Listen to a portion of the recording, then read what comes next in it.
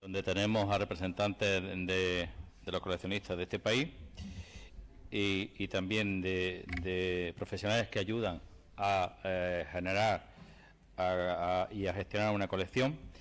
Y esta mesa la va a presentar Eduardo Luján, que aparte de que es amigo mío y nos peleamos a veces a comprar cosas, es uno de los dos socios que hay en Andalucía, que esperemos que haya próximamente más, de la Asociación 9915. Eduardo, todo tuyo. Bueno, veo que nos han dejado como última mesa y supongo que eso se debe a que somos la parte final del proceso del ecosistema del arte. Bueno, hay coleccionistas jóvenes. De hecho, en la asociación tenemos un coleccionista con 32 años. O sea que es el único, pero bueno, pero hay coleccionistas jóvenes. En este ecosistema parece que todo se inicia con el artista y concluye en el coleccionista. El coleccionista es una figura un tanto curiosa, no hay escuelas de coleccionistas.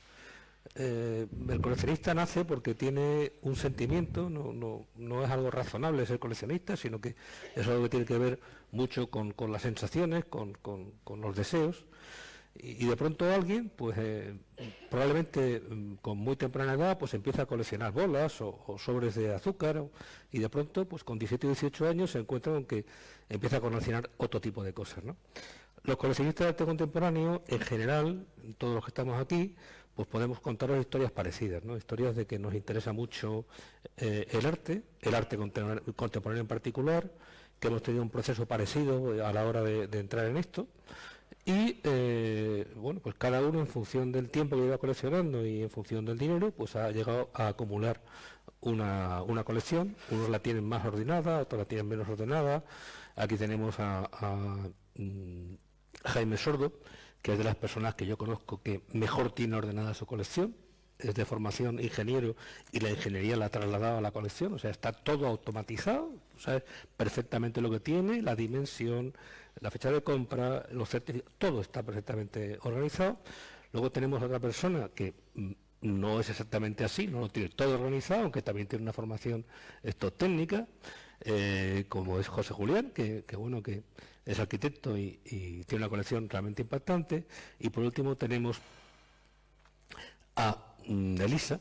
Elisa es también un caso muy curioso porque es doctora en Economía e Historia del Arte. Yo cada vez que hablo en estos foros echo de menos a los economistas, no sé, o sea, los especialistas en mercado, cuando hablamos de mercado no están. Entonces en el caso de Elisa es curioso porque ella tiene esa dualidad, ¿no? Poco frecuente.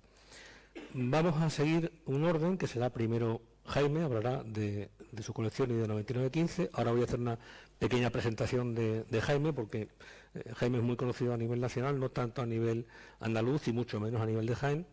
Después haré una presentación de Elisa y por último una presentación de José Julián.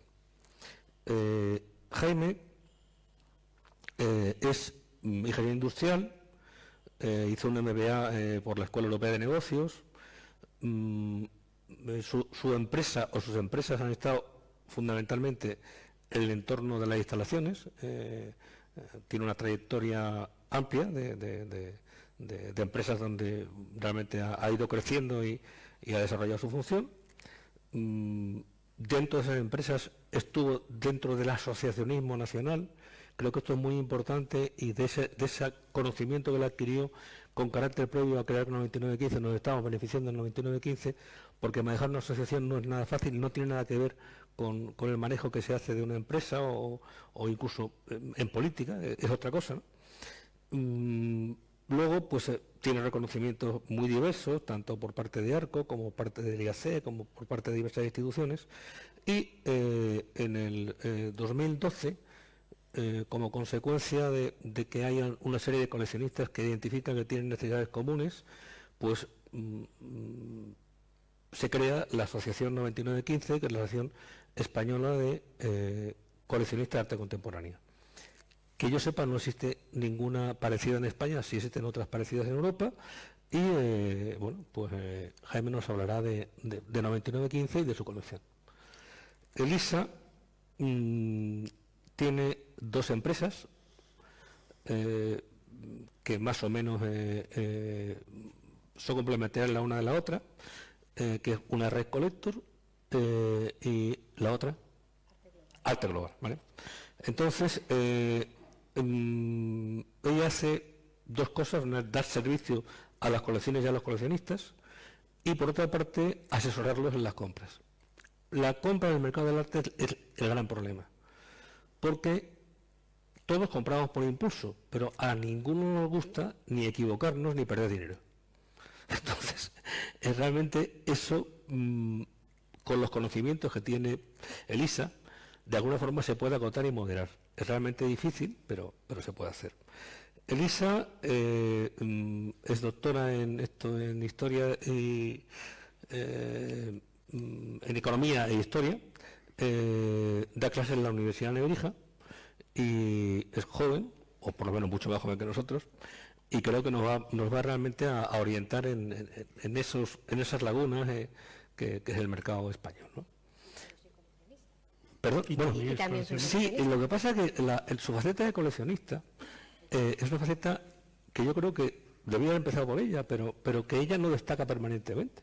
Bueno, te he dicho, yo soy coleccionista, es más, casi, digamos que fui primero coleccionista y luego asesora. Sí. Bien, bueno, pues es y importante. sigo siendo coleccionista. Es importante. Sí, es muy importante. Es importante. Y por tanto nos hablará de su colección, entre otras cosas.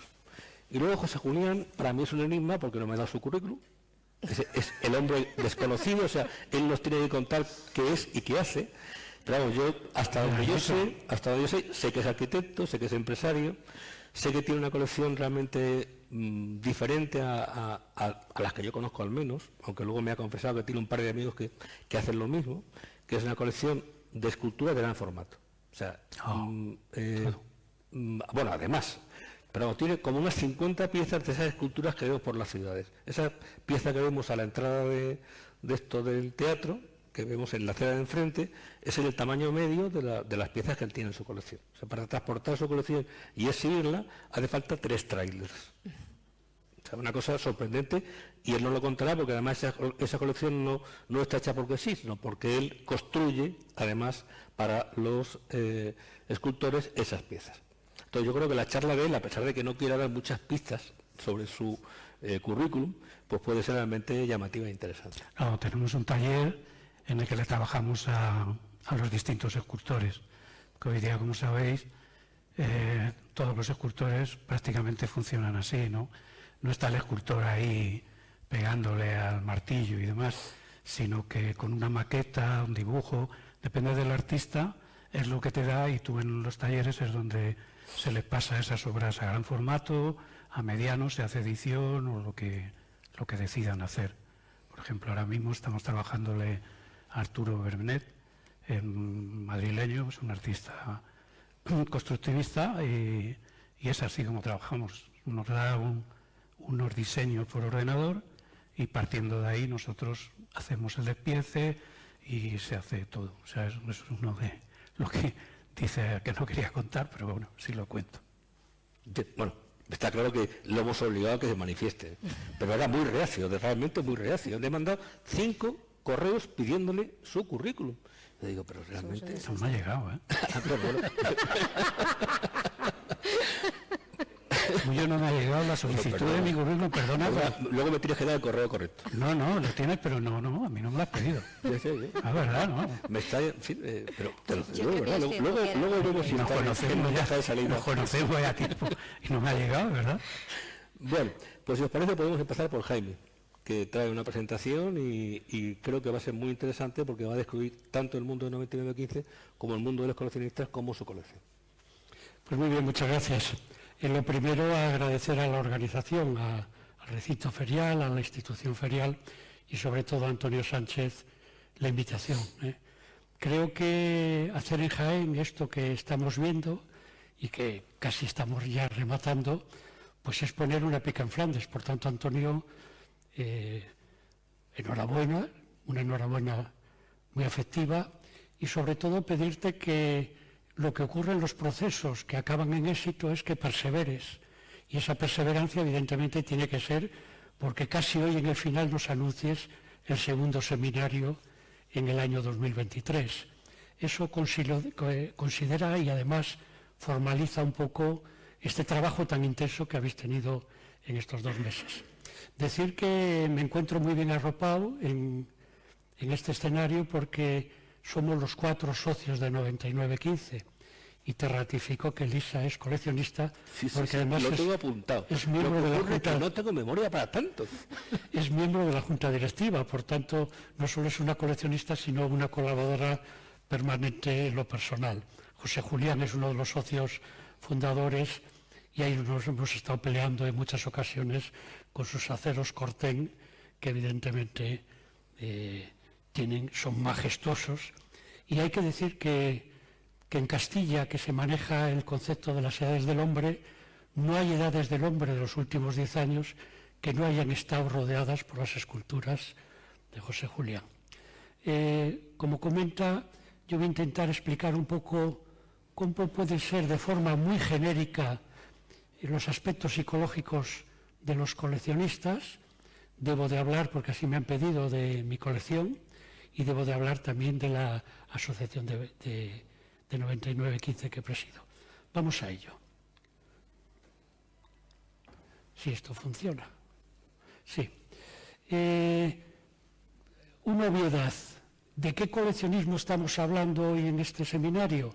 Evidentemente no estamos hablando del coleccionismo público, que lo componen las entidades, lo compone el dinero, que de alguna forma es el oficial desde el gobierno central, los gobiernos autonómicos, ayuntamientos y diputaciones. De eso no vamos a hablar.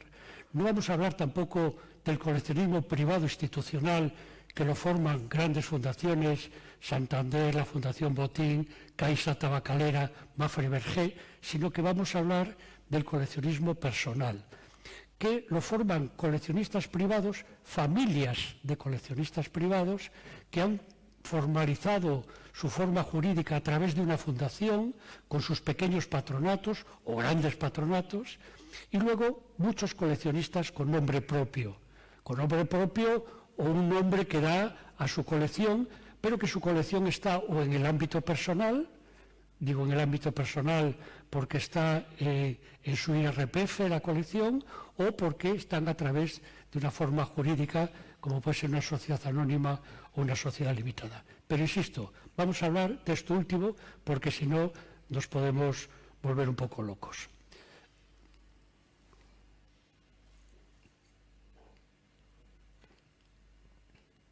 ¿Me puedes, por favor? Sí. Yo no sé el avance, creo que es aquí. No. ¿Me puedes...? Ahí está. ¿Cuáles son las características normalmente de cualquier colección? Normalmente son eclécticas desde sus inicios. Sus empieces, hoy lo han comentado los galeristas, no vamos a reiterar. Se empieza como se empieza en un primer acercamiento, normalmente hacia la obra de edición. Y la obra de edición que, lo comentaba Juan, tiene tanta importancia como cualquier otra obra que pueda estar en lienzo y que tenga tamaño 3x3, porque la firma de Gordillo en una obra de edición está firmada por Gordillo y tiene tanto mérito desde el punto de vista creativo como desde el punto de vista de prestigio de un artista en la colección.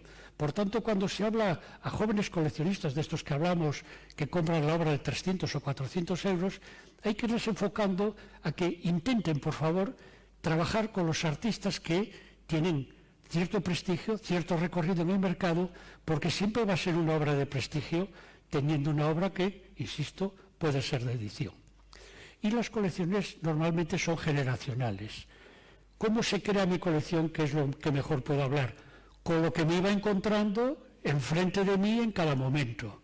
Yo empiezo a coleccionar en el año 71, 72, con mi primer sueldo, y lo que me encuentro en el panorama cántabro, en el panorama de Madrid, es la Escuela de París, la Escuela de Madrid y el informalismo del Paso. No había más. Por tanto, todo eso que ha podido venir a partir del año 82, en los 70 no existía. Por tanto, eso que dicen, no, es que a mí me gusta coleccionar lo generacional. Todos hemos coleccionado en lo generacional, entendiendo por generacional lo que te encuentras o lo que te ofrecen en ese concepto de compra en el tema de las obras. Yo creo que es común a todo coleccionista, y sobre todo cuando uno tiene mucha capacidad adquisitiva. Ante una obra que te produce una cierta vibración, se produce un cierto pelillos de punta, se genera una gran ilusión, se genera sobre todo en la visión de ella una gran ilusión. La desilusión suele venir cuando preguntas el precio. Cuando preguntas el precio te suelen tumbar porque tu esquema de tu pirámide de Maslow es la que es. Y el arte evidentemente está encajado en la cima de la pirámide de Maslow. Creo que todos, por responsabilidad, vamos cubriendo nuestras necesidades básicas, comer, vivienda, educación de hijos, etcétera, segundo coche, segunda vivienda, y ese excedente que se nos puede llegar a producir, si tienes pasión por el arte, condición sine qua non, evidentemente irá a la compra. Esa pirámide de Maslow es variable a todas las personas y en cada año. El desequilibrio se produce en la decisión, y la decisión normalmente, por centrarlo en una feria, es que te gusta una obra, que te han dado el pepinazo con el precio, que entras en la duda y que pides si podrías tener un periodo de reflexión. El galerista te va a recordar, oye, perdona, esto es una feria, ¿eh? Esto es una feria, esto no es para reflexionar, porque puede venir alguien detrás inmediatamente interesado en la obra. Por tanto, las compras en feria, con independencia de las compras en galería, tienen ese matiz, no hay reflexión, hay que tomar decisión. Y a lo sumo, si has preguntado el precio a las 6 de la tarde, a lo mejor te da el margen hasta las 11 de la mañana. Normalmente en esa reflexión lo que sucede en un coleccionista que está muy implicado en el tema es que viene el suicidio, viene la compra y viene el endeudamiento y viene el que vaya usted a saber cómo arreglamos esto, ¿no? Vaya.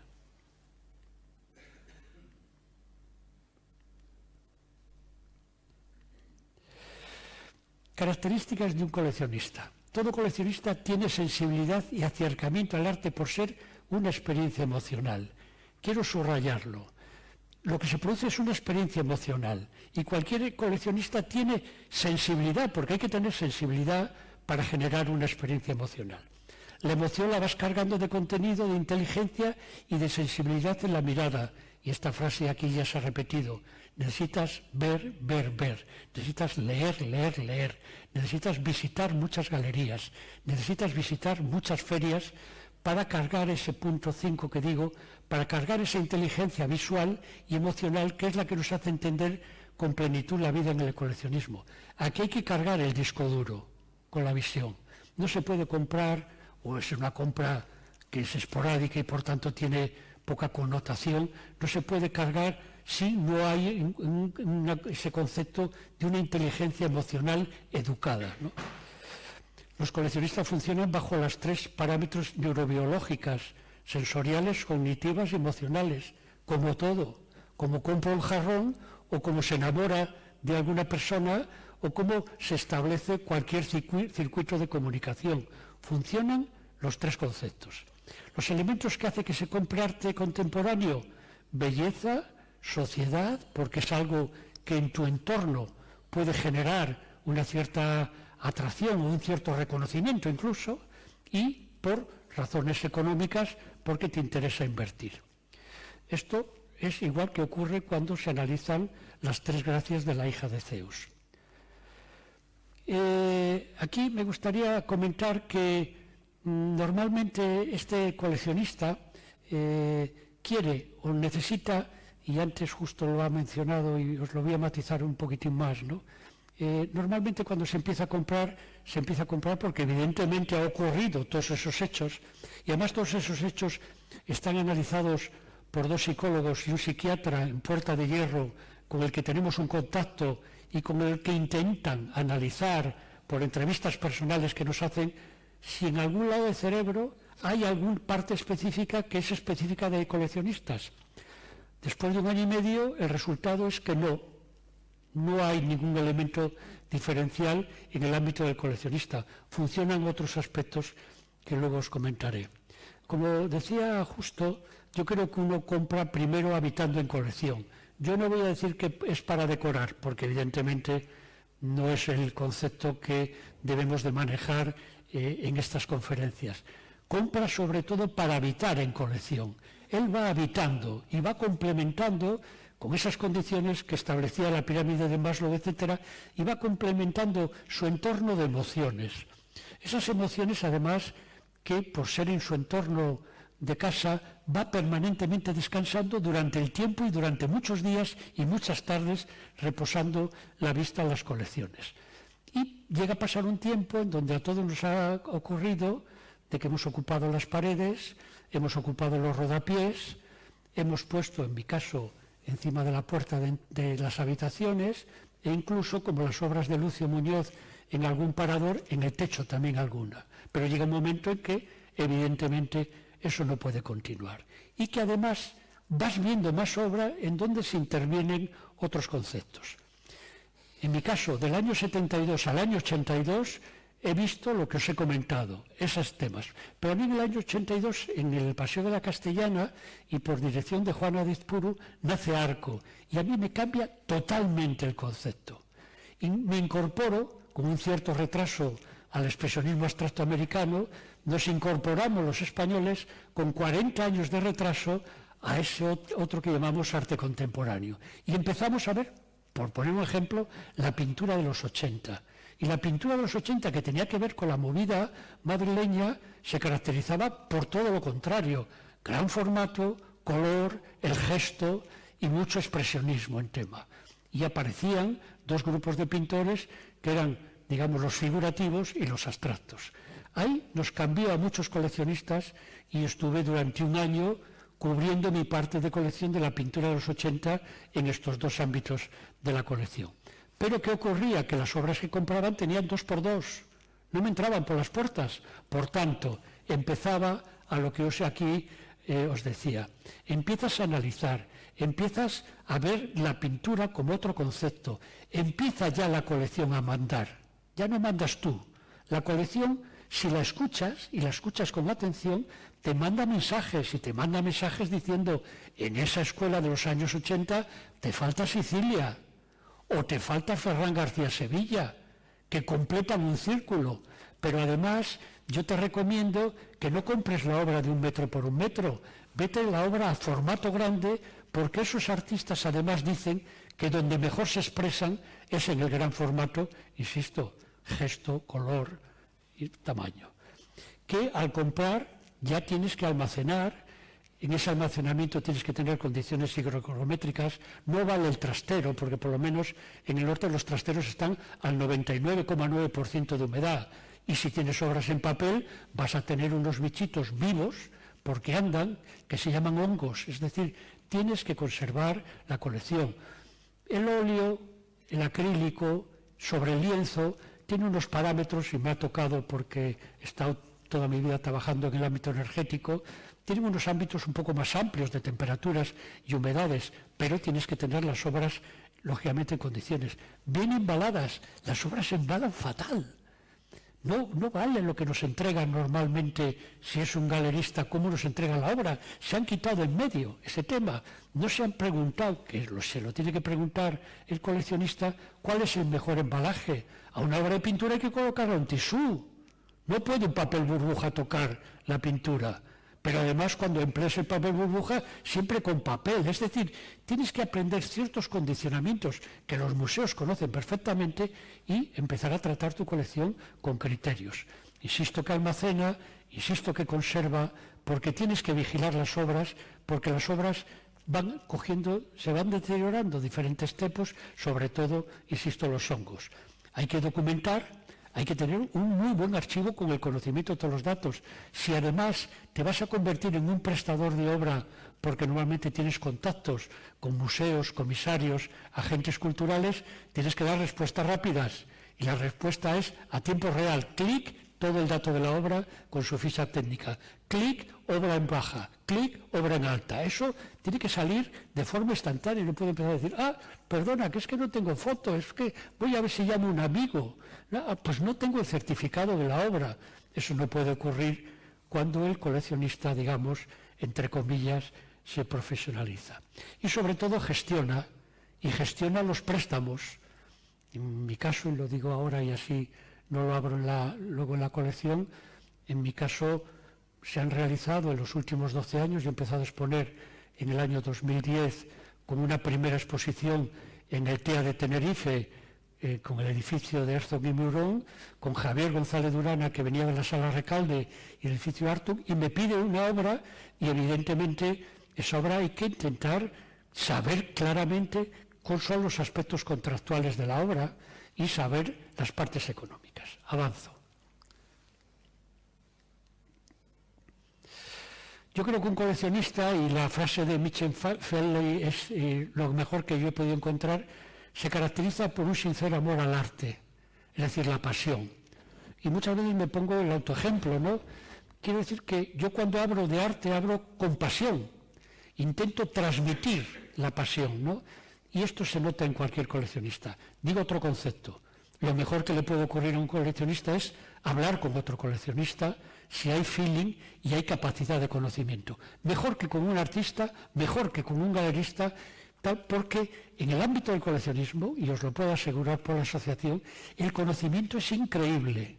Los coleccionistas van donde no van los profesionales del sector, van a todas las ferias, van a Basel, van a Frieze, van a Miami, van a todo, porque tienen que tomar decisiones donde se juega mucho dinero, y solo con la información pueden tener educada esa conciencia que decía antes y pueden hacer compras más lógicas. Por tanto, el coleccionista es una máquina de conocimiento e, insisto, cuando hablamos entre nosotros nos transmitimos mucha información que no tiene nada que ver con la información comercial de un galerista, que es verdad, que habla muy bien de sus artistas, que son la correa de transmisión del conocimiento del artista, pero están en otro ámbito. Él no cabe duda que él ha montado una galería para vender y, por tanto, su ramalazo comercial no se lo vas a poder quitar. Analiza las posibilidades de inversión, pero nunca en el sentido de un estado de origen y aplicación de fondos, nunca desde el punto de vista de que la obra que yo compré en no sé qué año, este enero del 2022, me he informado que vale tanto y cuando cierro el ejercicio, el 31 de diciembre del 2022, ¿cuánto valdrá?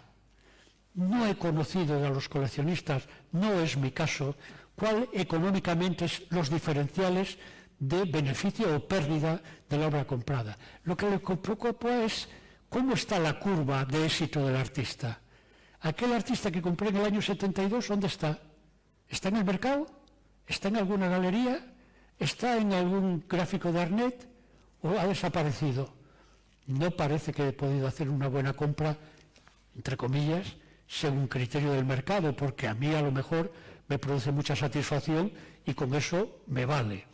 Por tanto, uno lo que analiza es en toda su etapa de vida. En mi caso, yo he hecho unas 500 acciones de compra, la colección en estos momentos está en 400 unidades y me interesa saber qué éxito he podido yo tener en el tiempo con esa compra. Y luego una promesa social. Todo coleccionista, cuando está asentado con su colección, tiene que tener sensibilidad para entender que esa obra no es suya, que lo único que tiene es un título de propiedad. En muchos casos no le hay. Y cuando no hay un título de propiedad, es una factura, la obra no existe. Esto hay que dejarlo claro.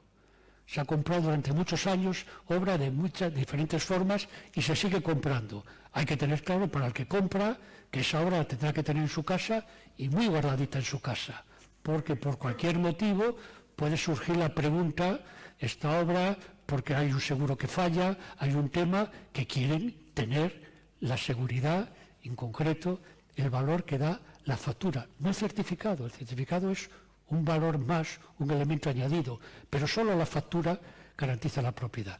Pues la propiedad no es del artista, del coleccionista.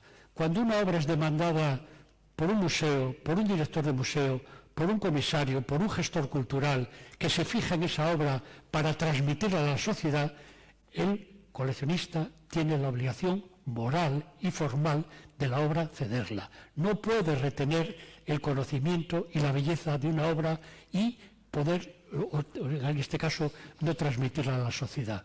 Por tanto, la disponibilidad de la capacidad de cesión de las obras al mercado tiene que tener este concepto de promesa social, ¿no?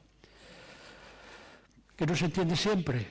Yo normalmente he conocido a lo largo de casi mis 50 años de coleccionismo el coleccionista metido en su armario, metido en su entorno, metido en que no quiere comunicar lo que tiene, por diferentes motivos. Algunos ya hemos hablado aquí, pero hay otras acciones que son más personales, de que no quiere tener protagonismo, no quiere meterse en este tema, porque evidentemente uno entra en una dinámica muy interesante a mi criterio, pero que requiere trabajo. El valor esencial del arte que proviene de este concepto, normalmente nos decían Puerta de Hierro, que está en el lado izquierdo del cerebro, que está en el lado derecho del cerebro, y que nosotros debemos de evitar como coleccionista el lado izquierdo, porque es el analítico, el lógico, el semántico, el que procesa información sobre el valor comercial o social, o lo que manejamos la ingeniería. Es eso que se estructura, que se valora, que se mide y que se está parametrizando permanentemente. Debemos de trabajar sobre todo con el lado derecho del cerebro, que es el intuitivo, emocional, visual, que procesa el objeto. Es el que te permite volar. Y en el arte y en el coleccionismo hay que volar. Es conveniente, decía aquí, desinhibir los impulsos del hemisferio izquierdo, te va a llevar siempre al no permanente, esa obra, pero si no la gusta a nadie, si no tiene ningún interés, ¿cómo vas a pagar esa cantidad? Te va a estar mandando mensajes negativos, y trabajar más con el lado derecho del cerebro. Participa en la cadena de valor. Cuando se creó la asociación, incluso un poco antes, yo creo que existían toda la cadena del valor que está ahí, menos el coleccionista. Incluso en el IAC, yo recuerdo con Karin en el año 2011, que le decía, pero si en el IAC los coleccionistas los tenéis, que los llamáis socios protectores. Nosotros no queremos ser socios protectores, queremos ser un miembro más de la cadena de valor. Igual que en el IAC tenían a todos, a los artistas, a otros, el coleccionista también quiere estar porque quiere opinar, porque quiere convivir, porque puede aportar concepto. Creo que en el transcurso de los 10 años de 99-15 hemos conseguido, de forma virtual, introducirnos en esa escala de valor en donde por mérito propio está el artista, está el crítico, está el galerista, el asesor, el curator, el comisario, el coleccionista, el experto en casa de subasta, los profesionales. Están los que saben de esto del tema. Hay frases que yo creo que de alguna forma centran muy bien el concepto, ¿no? Decía Barnett Newman, el significado de la obra debe salir de lo que se ve, no de lo que se dice. Es muy importante que el coleccionista, y ya lo he repetido y no voy a insistir, tenga función y capacidad propia para decidir sobre lo que ve, que se deje un poco del murmullo que le rodea, que se deje del murmullo que es mercado, que es verdad que hay que escucharle, que negarse a escuchar el mercado es ponerse como de culo al mundo, ¿no? Hay otra frase de Frank Kafka que dice, el arte debería servir de hacha para atacar el mar congelado que tenemos dentro. El arte es emoción, el arte nos dulcifica, el arte en esos momentos que tenemos todos, tantos, casi todos los días, de la dura realidad de la vida, uno cuando descansa en el arte parece que desinhibe todos los problemas con los que tenemos que desayunar, comer y merendar. Y Nietzsche decía, tenemos el arte para no parecer a causa de la verdad. Esto lo decía Picasso también. La vida es verdad, la vida es dureza, y el arte significa esa forma de esperanza para no padecer con tanta verdad que nos tiene tan sofisticado. De la colección, voy a intentar ir rápido. La colección tiene 45 años, adquiriendo época, obras, ya lo he comentado, el arte contemporáneo se inicia, ya lo he comentado, y solo a partir de ese arco 92, y muchos arcos, y nos acompaña Rosina, que fue directora durante muchos arcos, evolucionó, como no podía ser de otra forma, porque Arco miraba mucho a las galerías extranjeras, miraba mucho a otros mercados, miraba mucho a otras ferias, y nos vino la fotografía, nos vino el vídeo, nos vino las instalaciones y nos vino todo este tema. Hay un concepto de la inteligencia emocional que es importante manejar cuando uno está en arte, y es que tenemos que tener adaptación al cambio. Yo el coleccionista que se queda anclado, y se queda anclado en la modernidad, o se queda anclado en los años 80, y no pasa por todas las nuevas tecnologías, le considero coleccionista a medias, o por lo menos arqueolizado, un poco arqueolizado, ¿no? Porque no evoluciona. Yo he vivido, por suerte, 6 años con Karin, con la Laboral, porque estaba patrona allí en la Laboral con ella, una mujer que trabajaba la inteligencia emocional, que trabajaba las nuevas tecnologías, que trabajaba el arte industrial. Por cierto, el Laboral, Universidad de Creación, el Museo de Creación Industrial, fue creado por Rosina. Y cuando uno convivía con Karin, Karin te decía, Jaime, no tiene nada que ver lo que salen por las puertas de las facultades de Bellas Artes en España con lo que sale por las puertas en las facultades de Alemania. En Alemania salen trabajando el arte digital, en España siguen saliendo, trabajando la pintura, el dibujo, etcétera, etcétera. Es decir, tenemos ahí un decalaje que nos conviene ir corrigiendo. En el año 2003 el IAC nos dio un premio a la colección como mejor colección a nivel nacional. He participado en la comisión asesora del Museo de Arte de Santander y sigo participando, en el patronato laboral, como ya he comentado, en la comisión de compras del TEA, que sigo con ellos, y he realizado préstamos a museos. Me encuentro muy cómodo con el préstamo al museo. Los préstamos del museo, no quiero particularizar, van básicamente en que escoge el director de museo y su equipo 50 obras de la colección y se las lleva al museo y las emplea como fondo museístico para trabajar en futuras exposiciones. Normalmente, sobre todo con el TEA, que llevo 15 años en periodos de 5 años, vienen a escoger unas 50, 60 obras que pierdo y que el TEA gestiona durante 5 años, me devuelven y me vuelven a pedir otras 50. Participación como jurado, pues en 42 ocasiones, los he contado porque no recordaba, en jurados de ámbito nacional. Se han realizado con mi colección 72 exposiciones del 2010 al 2022, es decir, en 12 años 72 exposiciones, pues es que prácticamente al año son 6 o 7 exposiciones que se trabajan en centros en donde ese centro ha asumido el costo de una exposición, ha nombrado un comisario, trabaja con su equipo y la colección lo que hace es prestar la obra. Se han emitido catálogos, el soporte digital, etcétera.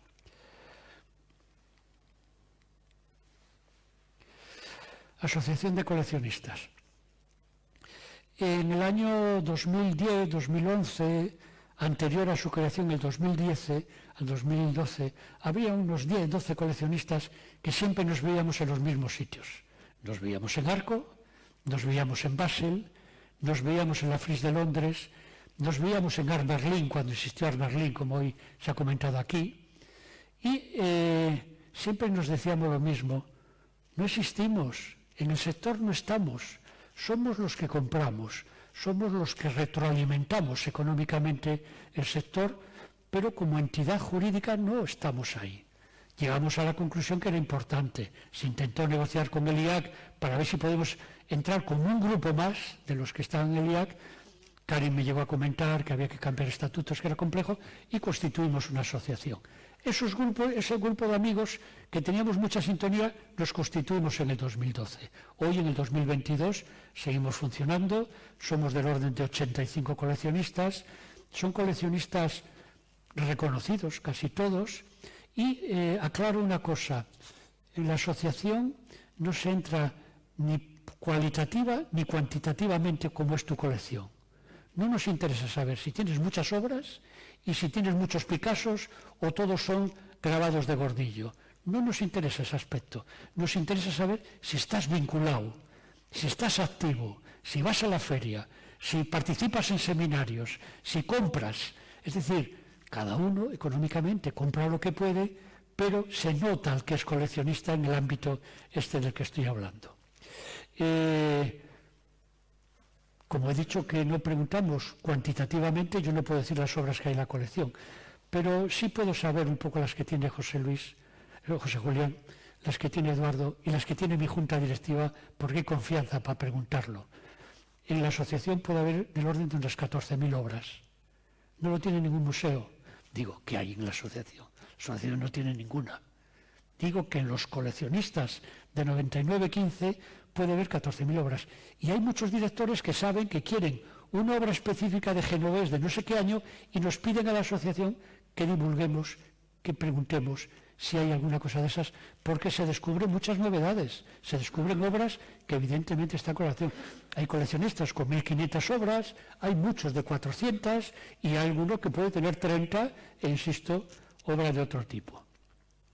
Mandamos mucha información, sobre todo jurídica legal y fiscal, y han salido unas 150 news pasando información por una empresa de asesoramiento jurídico fiscal especialista en arte y en el ámbito jurídico y fiscal pues otras tantas, ¿no? Desde el 2013 la asociación participa en los cursos de la UIN de Santander sobre coleccionismo, agentes del sector y mercado. En el año 2011 se mantuvo una conversación con el rector y vicerrector de la Universidad Internacional Menéndez Pelayo en Santander y se le hizo: hace 25 años que no se habla de arte contemporáneo en esta universidad. ¿Qué me dices? Hace 25 años, desde un pequeño curso de Carlos Serayer, no se ha vuelto a hablar de arte contemporáneo. Hombre, y eso yo creo que habría que normalizarlo. Pues es por lo que te vengo a comentar. Desde ese año siguiente se generó un curso que se habla siempre de coleccionismo y otros temas. Es la tercera vez que nombro ya a Rosina. Rosina durante 2 años ha sido directora de estos cursos, como la que os habló ayer, Marta Pérez Ibáñez, ha sido directora del año pasado y será la del 2023, porque es un curso que lo genera el IACI 9915. Y tenemos el necesario socio colaborador, protector y financiador del curso, que es la Fundación Santander, Santander Fundación, que Borja también ha estado aquí. Sin esa pata de ámbito financiero no sería posible. Quiero ir terminando. Hemos promovido becas de artistas. ¿Cómo nos gastamos el poco dinero que tenemos de las cuotas? El 85% se va al tema de unas becas que se han realizado en Londres, en Delfina Foundation, en Berlín y este año en París. Son becas para tener a un artista español durante 3 meses en una residencia de mucho prestigio y allí conviva con todo el ambiente de Londres, de París, de España, y que se quite un poco eso del gorro y que pase los Pirineos, que es imprescindible pasar los Pirineos. Esas becas, insisto, nos llevan una parte muy importante del tema. Se han realizado 7 exposiciones porque tenemos un producto que llamamos colección de colecciones. Cuando hay una entidad que quiere visionar obras de socios de 9915, tiene que buscar un comisario, el comisario tiene que buscar una temática y se dirige a los socios de 9915 y sobre el arte peruano del no sé qué, o por ejemplo, una de las exposiciones que fue en Alcobendas fue el éxito de los artistas iberoamericanos cuando traspasan sus fronteras. Y salieron pues 70 y tantas obras del colectivo de 9915, o la del año pasado, que María y Lorena Corral cogen la colección de fotografías del Centro de Arte de Alcobendas y la pone a dialogar con fotografías internacionales de la colección Los Bragales. Aquí se jugaba lo nacional de Alcobendas con lo internacional y salieron pues 70 y tantas fotos, evidentemente tratado por profesionales del sector. Y yo creo que no tengo más que contar. Mercado, bueno, nuestro mercado es muy pobre, creo que alguna vez, pero no quiero entrar en este tema porque Marta probablemente os lo hayan comentado. El mercado mundial son 65.000 millones. España es un 2% de la Comunidad Europea, que la Unión Europea es un 33%. En estos momentos, Estados Unidos, Oriente, todo el mercado Oriente y el tema de Arabia Saudí, etcétera, pues han llevado el 66% de la tarta. La vieja Europa, el viejo Francia, Inglaterra, Italia, etcétera, Alemania, ya solo es un 28, un 30% del mercado. Y, curiosamente, a la cabeza, en este caso, Inglaterra. Pues nosotros somos el 0,6 del mercado mundial. Muy poco. Nosotros nos gastamos el coleccionismo en general se gasta 370 millones al año, de media. Esto hay que entender que es variable todos los años y que de esos 370, 300 corresponden al ámbito de la galería, ferias, etcétera, y un 70% en subastas y anticuarios. Una observación, y con esto termino, y aunque hay otra transparencia, esta la quiero dejar pasar. Una última observación. Ese coleccionismo institucional con el que empezaba la presentación no existe.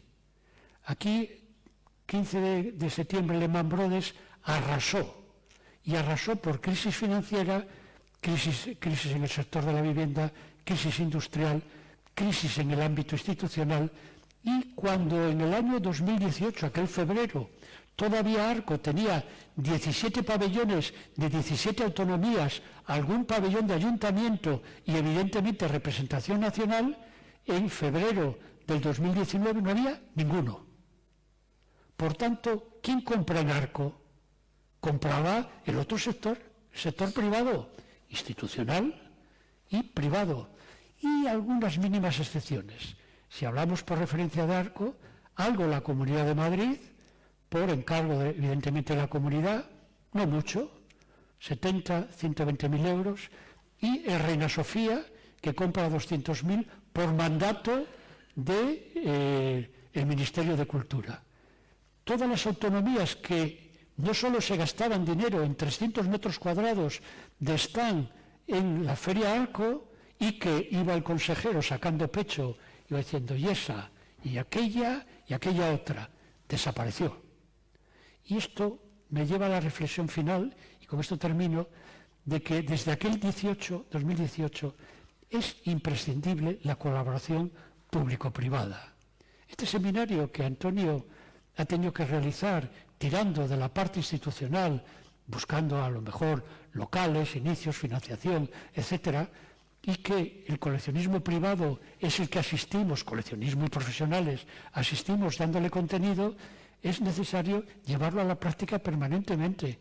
Y en el coleccionismo privado, que es el que sigue comprando, insisto, en los dos conceptos, es el que tiene a disposición mucha de obra de arte con 30 y tantos centros de arte, generados todos en los 80 y 90, vacíos, o prácticamente vacíos. También aquí se ha dicho, con un problema de pagar las facturas de mantenimiento, con compras que hicieron en su momento y no han vuelto a comprar nada más. Y por otro lado, insisto, en los almacenes y casas de los privados hay todo este tema. Muchas gracias.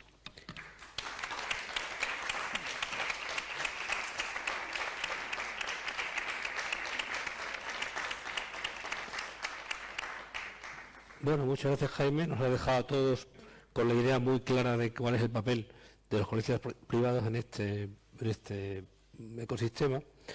Y a mí, de alguna forma, cada vez que tengo que hablar, me entra la sensación de que la profesionalidad de los coleccionistas privados es muy importante. Sin embargo, cada vez que hablo con algún nuevo coleccionista que le trato de explicar lo de la profesionalidad, se me asusta. O sea, es algo realmente complejo. Tú los pones con mucha transparencia, con mucha claridad, y efectivamente la única forma de tener una colección solvente y que tenga valor en el tiempo, tanto emocional como económico, es hacerlo como tú lo haces. Pero transmitir esto a la mayor parte del público es complicado. No es fácil. No es fácil. Pero bueno, esa es la misión de 9915, hacerlo. Y ahora Elisa nos va a contar otra cosa. Elisa realmente, además de coleccionista, que no se me olvide, ha aplicado parámetros económicos a la gestión del arte, con dos empresas diferentes que hacen elementos complementarios y que dan soporte a aquel que quiera profesionalizarse y a aquel que no quiera tener sorpresas en sus compras. Y creo que de esto nos va a hablar. Bueno, lo primero que quiero dar es las gracias a Antonio por invitarme. Antonio, gracias por contar conmigo, por organizar todo esto. Yo creo que es muy interesante también que se haga desde aquí, desde Jaén, y poner Jaén dentro del circuito nacional que tenemos del arte contemporáneo, y sobre todo por estar en esta mesa tan maravillosa con amigos, ¿no? Que me siento muy cómoda. Y también, bueno, todos los que estáis asistiendo y a mis compañeros de la mesa de las mesas del otro día, que también es un placer estar con todos vosotros.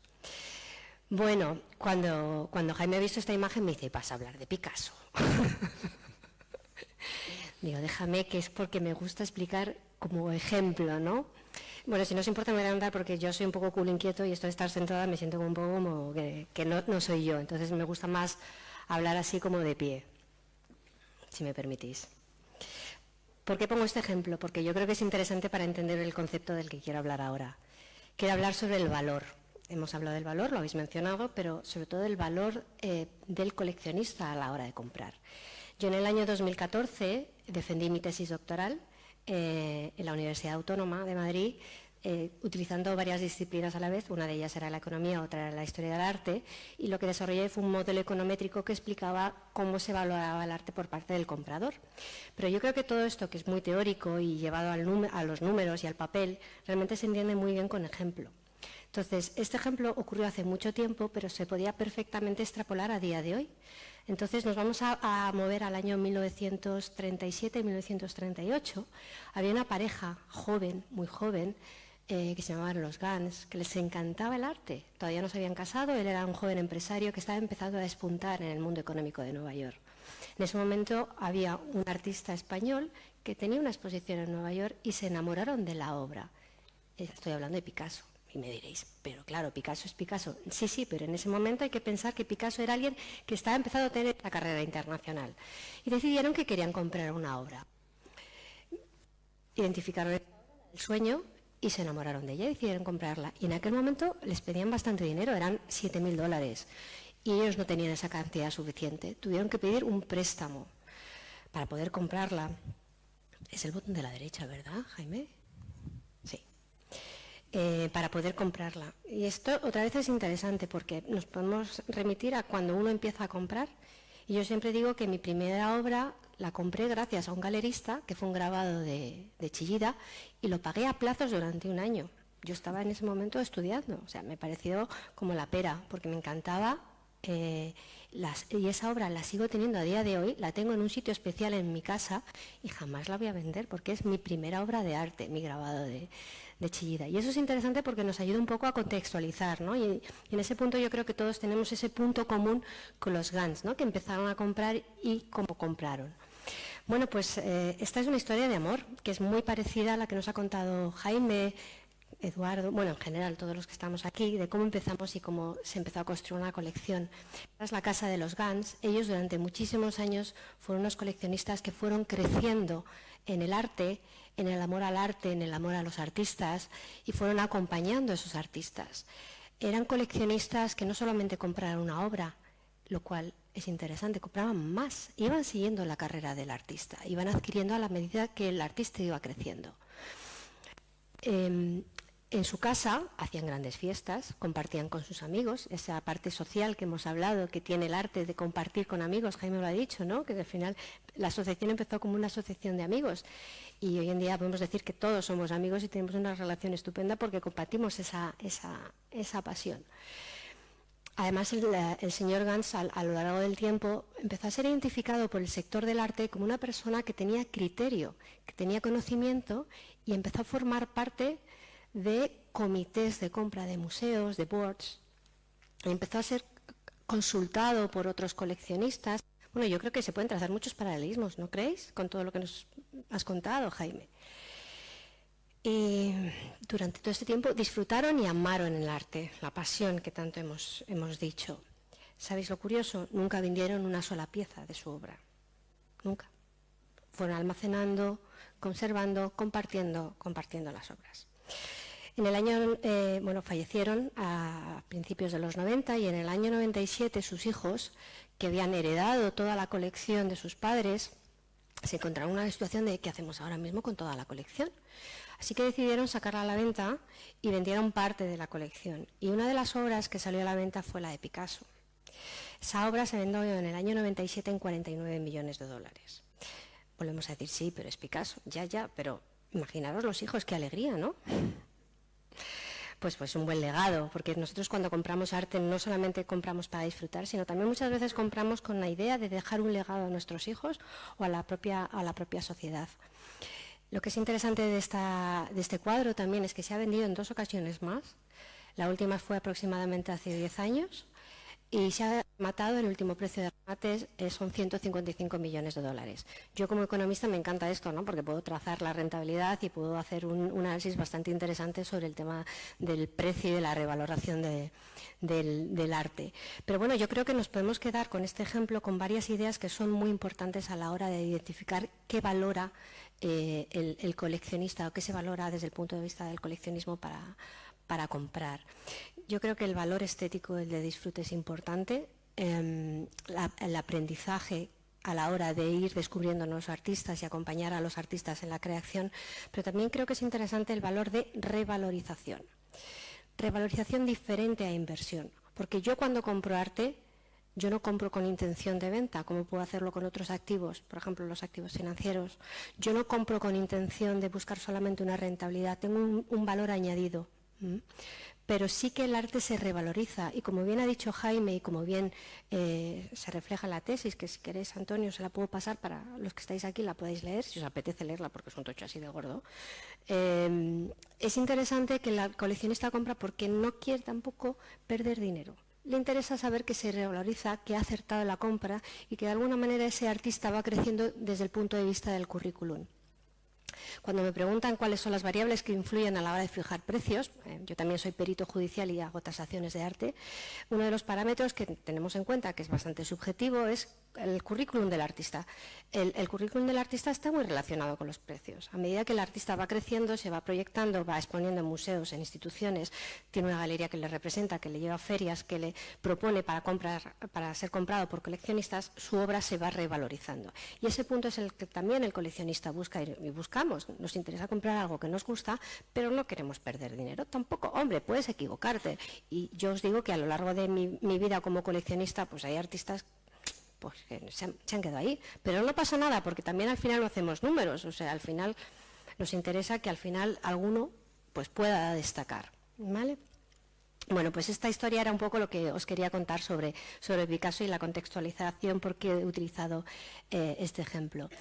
Y haciendo esta pequeña cuña económica, que a mí siempre me parece como súper interesante, supongo que conocéis todos Artprice, es una plataforma de información de precios, solamente de mercado secundario, ojo, no tiene en cuenta los precios de la subasta, de las galerías.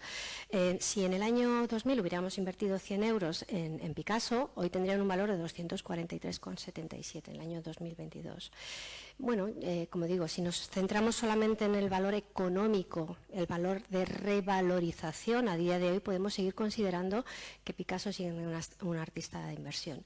Pero yo creo que lo que es interesante, y también ha comentado Jaime y Eduardo, es que tenemos que coleccionar artistas de nuestra generación, como hicieron los Guns. Tenemos que acompañar y apoyar a los artistas que crecen con nosotros, porque al fin y al cabo es donde vamos a encontrar más similitudes y más pasiones a la hora de comprar. Ellos van a ser afines a lo que a nosotros nos interesa y al revés. Entonces, bueno, no pensemos tanto en cuánto se va a revalorizar, pero sí que acompañemos durante este camino a los artistas.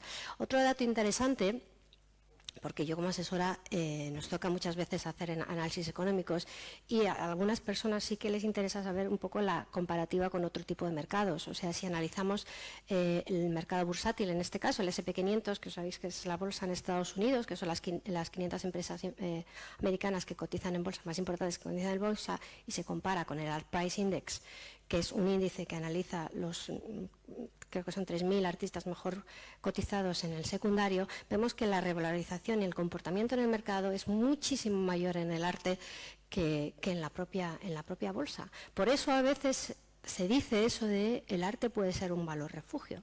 Sí, pero con, entre comillas, ni todos los artistas ni todas las obras. Pero si analizamos desde el punto de vista puramente económico, sí que se podría llegar a considerar. Y estos son datos objetivos. Como digo, ojo, solo mercado secundario. No, aquí no están incluidas lo que serían las galerías, los precios y los valores de las galerías. Este gráfico es parecido al que has puesto tú, Jaime, que también es la famosa cadena de valor, ¿no? Que yo creo que es muy interesante ver cómo se genera el valor del artista y cómo el coleccionista evidentemente está dentro de esa cadena generando valor. Bueno, son fotitos que pongo un poco para entender la visualización, pero también un poco para contextualizar cuál es el papel del asesor. Hay una cosa que en el año 2003, cuando monto la primera empresa, que es Arte Global, yo acababa de salir de ser directora de 2 galerías de arte, de Fernando Pradilla y de Elba Benítez. Decidí montar una asesoría de arte porque en España en aquel momento casi no había. Ahora os puedo decir que hay muchas y cada vez hay más, lo cual es importante porque quiere decir que hay mercado. El modelo de negocio lo identifiqué en Estados Unidos. ¿Por qué? Porque era un mercado que estaba creciendo, mucha gente quería comprar, pero tenía muchas dudas. Me parecía interesante la figura del asesor porque podría añadir y aportar valor dentro de lo que es la cadena. Y hay algo que es muy interesante, que es diferenciar lo que es un asesor de un galerista. Somos distintos porque el galerista tiene a los artistas que representa en función de una línea o líneas estética o, por ejemplo, hay galerías especializadas en técnica, como puede ser la fotografía o geográfica. La galería representa a los artistas, como he comentado, los expone, vende, los promociona, realmente hace una labor muy importante porque crea valor al artista. La diferencia es que los asesores no representamos artistas ni vendemos artistas, porque si no, perderíamos nuestra labor de independencia, o sea, nuestra independencia y nuestra objetividad. Entonces el asesor trabaja más de cara al coleccionista a ayudarle a la compra. Cuando yo monto en el año 2003 Arte Global, en aquel momento era yo sola, hoy en día somos un equipo de 9 personas. Empecé asesorando a empresas. Por ejemplo, Alberto, que está aquí, conoce mi faceta desde el principio, porque he contado muchas veces con Alberto y sus artistas, y nos centramos sobre todo en colecciones corporativas.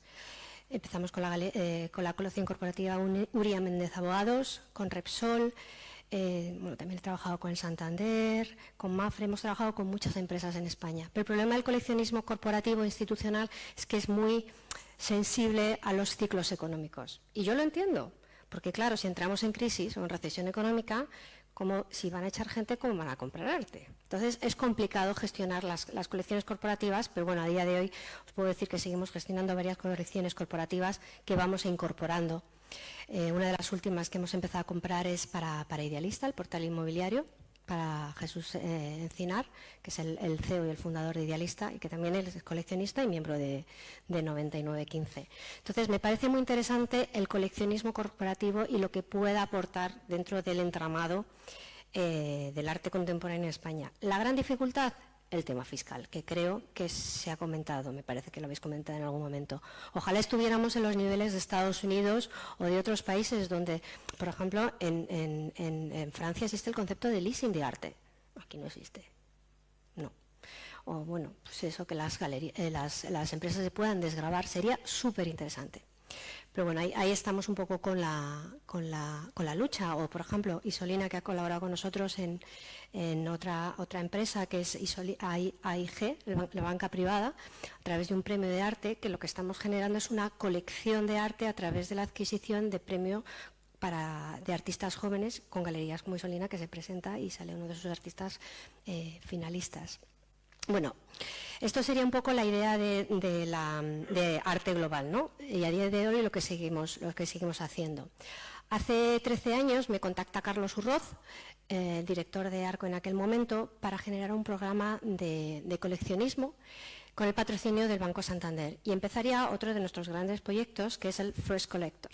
Es un programa de asesoría en compra que hacemos en la Feria de Arte, con el apoyo de la Fundación Banco Santander, y durante todos estos años habemos atendido a fácil unas 300 y pico, 400 personas en compra durante la feria.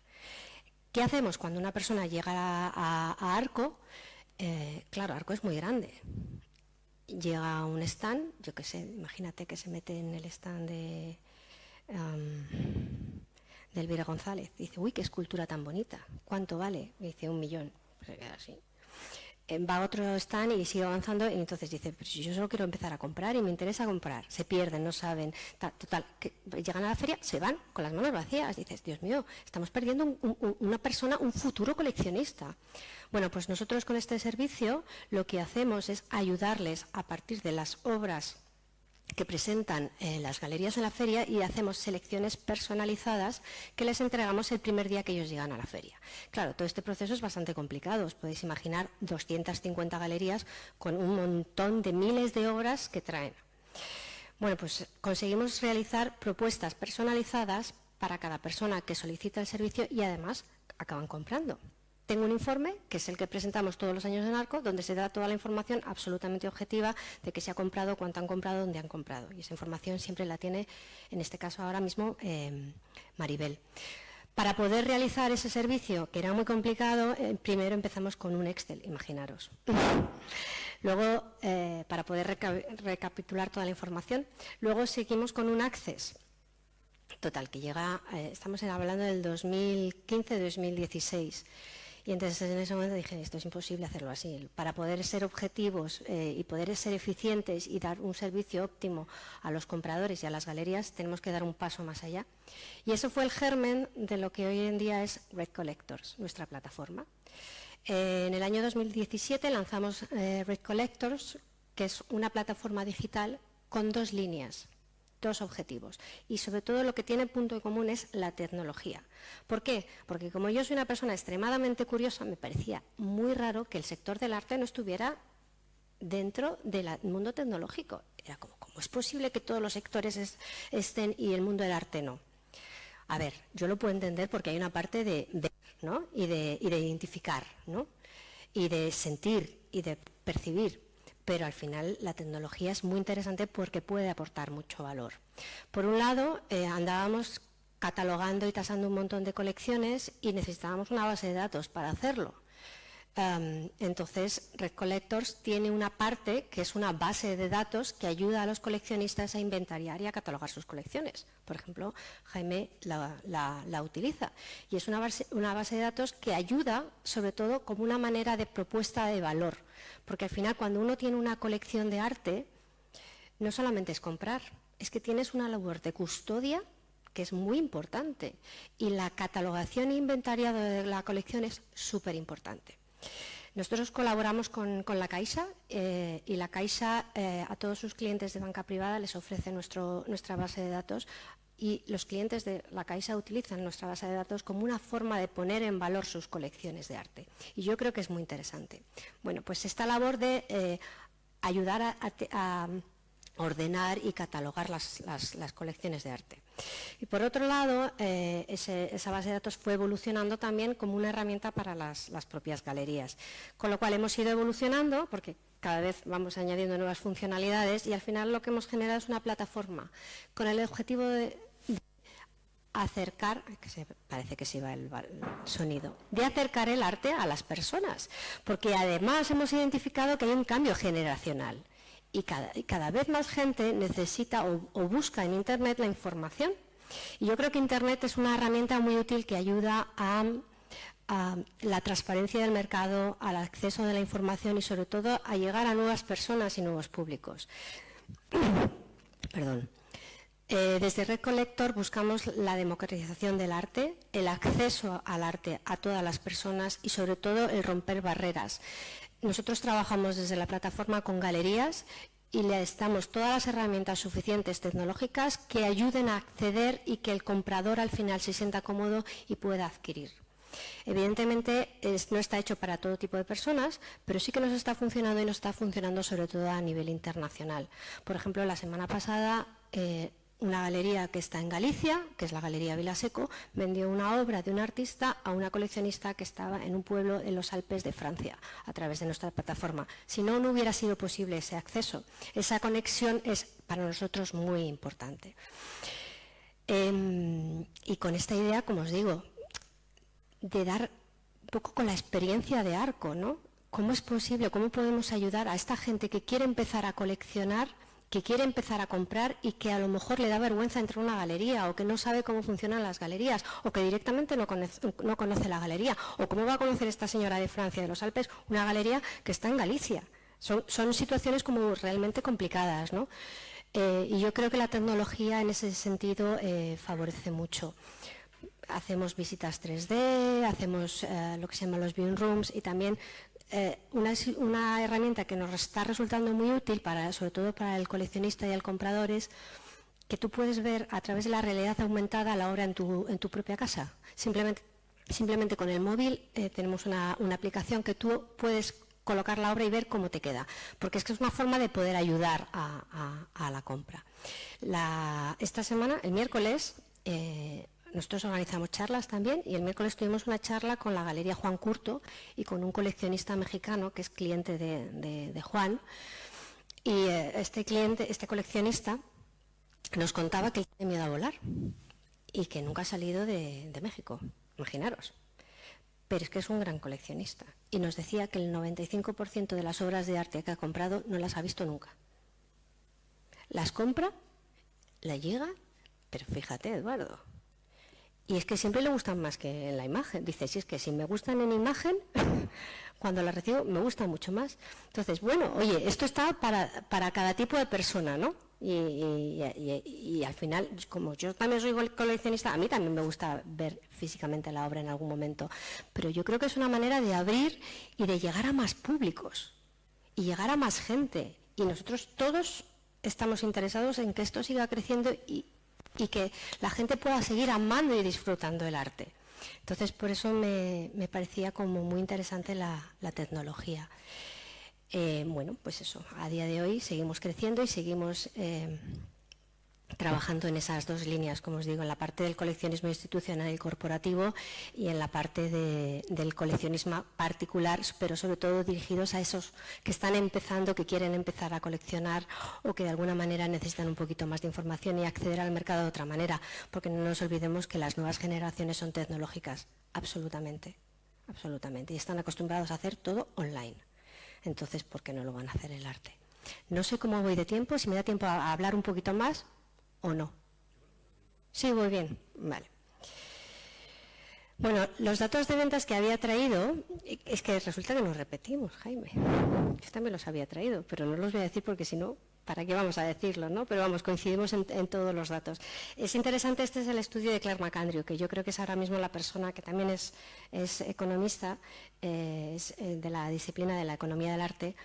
Hace unos informes maravillosos con el apoyo de UBS y de Basel, y la verdad es que por primera vez tenemos un informe completo, porque ArtPrice nos daba la información del mercado secundario, pero es que Claire McAndrew nos está dando la información de los dos mercados, con lo cual la visión ya se cierra, ¿no? De cómo está funcionando el mercado en cifras, cuál es el volumen total de ventas y cómo se está repartiendo la venta.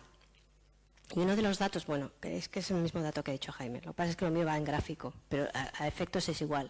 También me parece interesante el concepto de cómo está aumentando las ventas online. O sea, cada vez es un mercado que está creciendo más. Y sobre todo con la idea que os digo, que tú puedes vivir. Hace 2 semanas estuve en La Rioja en unas jornadas que se organizaron en un pueblito pequeño en medio de las montañas. Tú puedes vivir en un pueblito perdido en las montañas en La Rioja y puedes comprarte una obra de arte que está viendo una galería en Dubái. Me parece la pera, ¿no? Bueno, pues esto yo tengo mi fe que va a seguir creciendo y va a seguir aumentando. Y al final va a ser un modelo complementario al presencial. Y al final va a ser un modelo híbrido donde conviven lo presencial y lo online. Entonces es muy interesante que todos estemos viendo qué está ocurriendo en ese momento. El mismo dato, en España lo que representa sobre el mercado total, pero lo que sí que es interesante es que casi un 80% del mercado se reparte en 3 zonas. Estados Unidos, China y Reino Unido. Este dato es del 21. Yo creo que lo que es interesante ahora con el tema del Brexit y con el tema de Art París, cómo París va a ganar protagonismo frente al Reino Unido. A lo mejor en unos años esta fotografía cambia, pero lo interesante yo creo que es que podemos llegar a esos mercados desde España. ¿Por qué no? Complementando las ferias, porque las galerías muchas veces trabajan en ferias internacionales, pero también trabajando el tema online. Bueno, y esto es un top 10 para quien lo quiera, ¿no? Esto es para otros bolsillos, pero yo creo que hace poco una periodista me llamó y me preguntó, oye Elisa, ¿cuáles son las mujeres artistas que más se venden? Entonces me fui a las fuentes, porque siempre hay que revisar fuentes, y dije, ostras, de los 100 artistas más importantes, había muy pocas mujeres, muy pocas. muy pocas. Pero insisto, esto es información al price, mercado secundario, ¿eh? Ojo. Bueno, y trucos para coleccionar. ¿Qué recomendamos o qué suele ser interesante para una persona que quiere empezar a coleccionar? Y aquí yo creo que también a lo mejor me repito un poquito con Jaime, pero bueno, yo creo que es interesante. Lo primero es no comprar lo que no te gusta, o sea, hay que comprar lo que realmente te gusta, te apasiona, te interesa. ¿Por qué? Porque al final la obra de arte la vas a tener en casa o la vas a tener almacenada si tienes ya un número considerable, pero normalmente rotas. En mi caso, yo cada X tiempo cambio obras, porque me apetece cambiarlas, las tengo almacenadas y cuando me canso la roto y pongo otra. Entonces, yo creo que es interesante porque la vivimos, la disfrutamos y casi es como el amor. O sea, imaginaros estar viviendo con un señor, en mi caso, que no te gusta nada y tener que verle todos los días. Qué horror, ¿no? Pues con el arte pasa un poco lo mismo, lo vas a ver todos los días en tu casa, entonces tiene que ser algo que de alguna manera todos los días te pueda sorprender un poquito, que cada día veamos algo diferente y que te pueda hacer abrir y ver la vida de otra manera. Y eso es maravilloso. O sea, a mí el amor, o sea, el amor, por Dios, me pongo romántica. El arte me ha aportado muchas cosas, muchas. Y una de ellas es esa ilusión, esa pasión. Bueno, pues compremos lo que nos gusta, 1. 2, no pasa nada por equivocarse, también. Yo creo que todos tenemos en nuestra lista de obras y de artistas alguna con la que nos hemos equivocado y que se nos ha caído. Bueno, oye, forma parte del proceso. Esto es como lo de los novios, ¿no? Uno tiene muchos novios hasta que encuentra a su príncipe azul, o uno tiene que besar a muchas ranas hasta que encuentra al príncipe. Pues esto es un poco igual. Tenemos que ir evolucionando y además luego resulta que nuestro gusto va evolucionando y va creciendo en el tiempo. Es también como el comer, ¿no? Nuestro paladar se va haciendo a la comida, pues el arte también de alguna manera... Hombre, Juanfran, ¿qué tal? No te había visto, perdón. Me hace mucha ilusión, Juanfran. Cuando yo era directora de Fernando Pradilla hace años, es que me pongo en plan emocional, descubrimos a Juanfran en el premio que había en el Círculo de Bellas Artes, ¿verdad? En Juve. 2002, fíjate.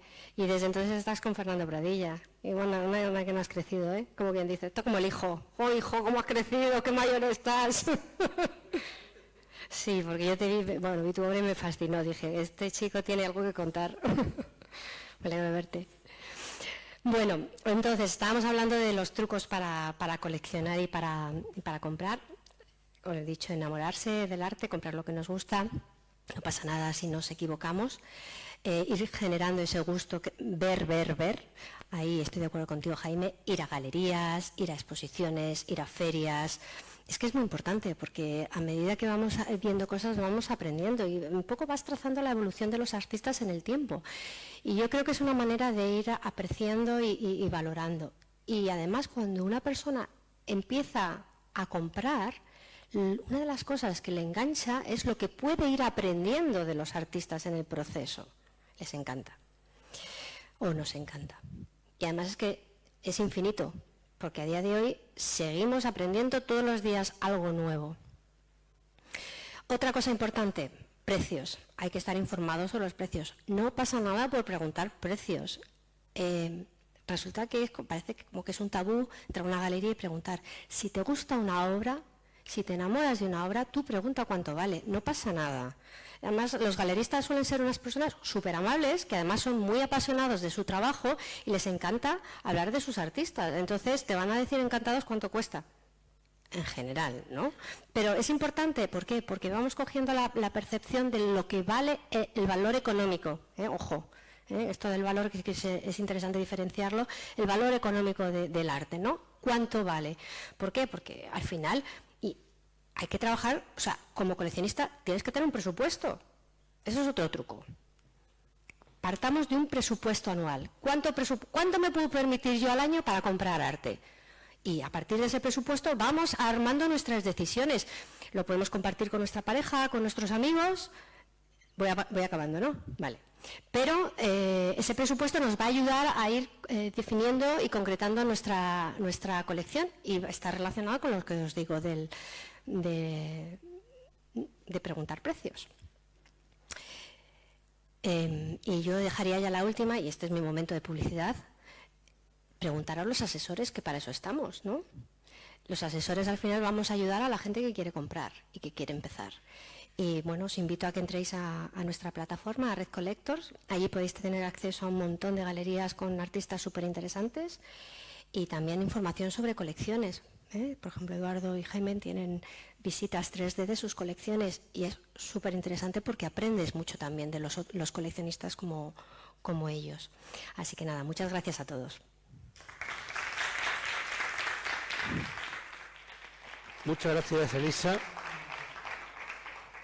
Ahora vamos a ir a José Julián, que nos va a contar cosas muy interesantes y nos va a descubrir muchas cosas, seguro.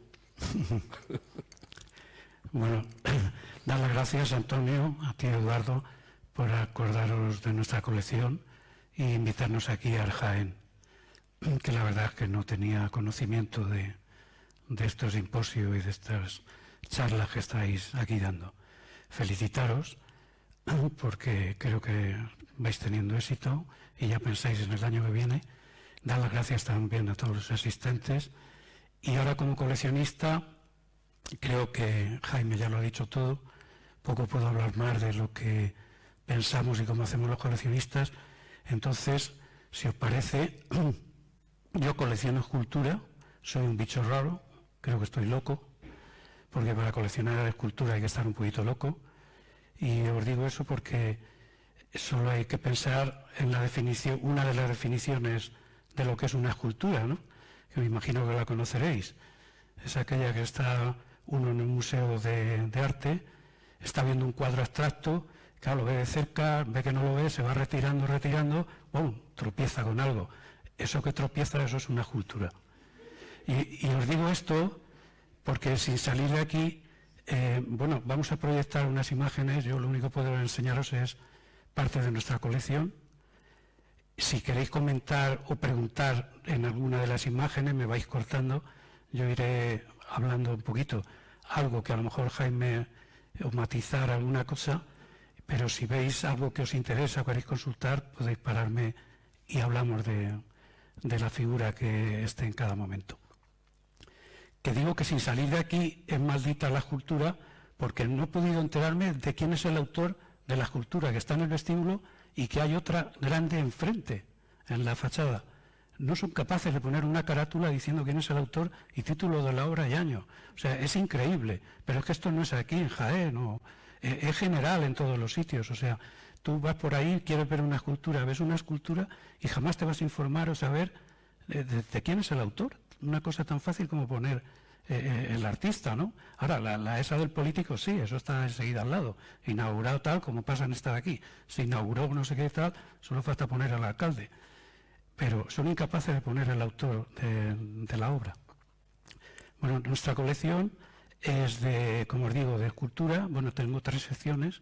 Una que es escultura, otra arte gráfico y ahora es una que he abierto ahora, llevamos 2 o 3 años, que es ya pintura. Pintura, pero solo de momento, de jóvenes menores de 30 años, o sea, apostar un poco por los emergentes y en general, ya os contaré por qué, pero es pintores más bien cubanos. Dentro de la colección, yo tengo una colección de esculturas, es de gran formato, mediano y pequeño formato, estando todo. Hay mármoles, hay bronces, hay acero corten, hay aceros, maderas, en fin, hay de todo. El hecho de la otra que os he comentado es de grabados. Yo tuve una colaboración muy importante con el taller de grabado de La Habana. No sé si conocéis, ya habéis ido a La Habana, y hay un taller importante de grabado allá al lado de la catedral, y colaboré con ellos, y en el año 2002 incluso llegamos a producir un libro. Vamos, les hice la producción de un libro, de acuerdo también con la Diputación de Córdoba. Hicimos unas exposiciones y demás de lo que es el grabado. En cuanto a las esculturas, dentro de la escultura, la sección que más importante tengo en nuestra colección es, por supuesto, de escultura española y de extranjera. En concreto, lo más importante es la colección de arte cubano. tenemos obras de escultura cubana del orden, no sé, pero como unas 300 o 400 de la vanguardia, desde el año 1900 hasta nuestros días.